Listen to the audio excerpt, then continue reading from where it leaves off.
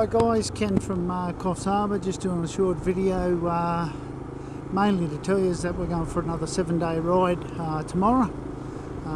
Bike's kitted up, I'll show you in a minute what it looks like. I'm going to leave Coffs Harbour tomorrow morning tea time, 11 o'clock. Go towards Grafton, which is north of Coffs Harbour, then inland. Only a very short day, probably about, 250 k's or so.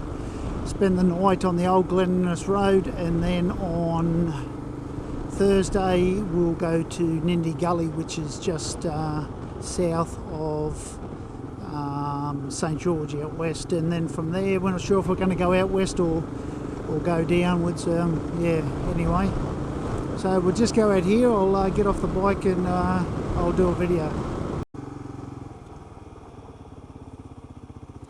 Not a real big dam for, such a big place, Coffs Harbour, but yeah, it's fairly full too, which is good.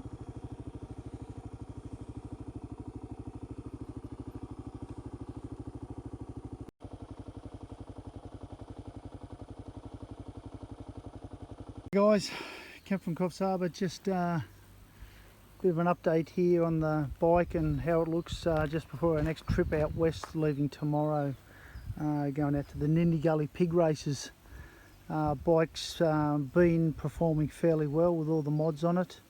No new mods since the last video, which was the braided lines, front brake rotor, etc.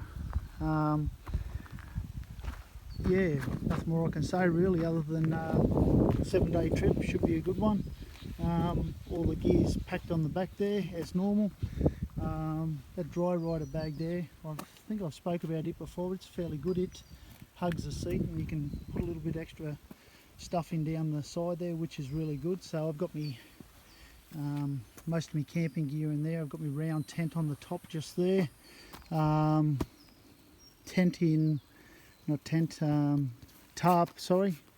Tarp down here to go over the tent, tarp in there to go under the tent, my seat, some shoes, a couple other little things there, hat. Little handy thing that I probably never mentioned before. It's weighs about 100 grams or something. It's a backpack. You can fold it out to a normal sized backpack. It's really strong. And the beauty of that is we can stop somewhere and I can fill it up with bloody Coke and bread and bloody food, and I wear it backwards, so sitting on the seat, obviously there's going to be frig all room there, so I wear it and put it on my chest, and Mark clips it on backwards, and it works perfect. Obviously you wouldn't want to ride 100 k's with it, but usually we pop into a town, get something to eat, and then we're off again. So someone was on a Facebook channel saying, what GPS does everyone use? And each their own. There's no right or wrong with anything I do on this bike, or what anyone does on any bike. There's no right or wrong. But I use just my iPhone 7 Plus and put it in a holder there. It's a 7-inch screen and it works perfect. Probably different if you're going to do a lot of trips out west and that, but the dirt tracks out, the Strzelecki track and stuff like that. But just the stuff we do, the dirty old iPhone with good maps is good enough. Other than that, nothing else. Mark's bike's still in the shop getting fixed. He's getting new fork springs put in the front.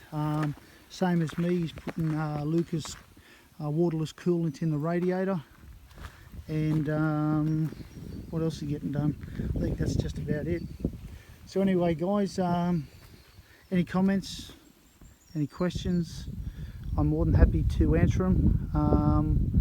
And subscribe and like, I appreciate that very much. And thanks to all my followers. Some of the comments I get makes me want to keep on doing these videos. I really do appreciate good feedback and negative feedback. Once before I said, there's some tosser always got to have a whinge, and like I said, there's no right or wrong, and I think if we all get to understand that, we be a better place. Anyway, enough bullshit from me.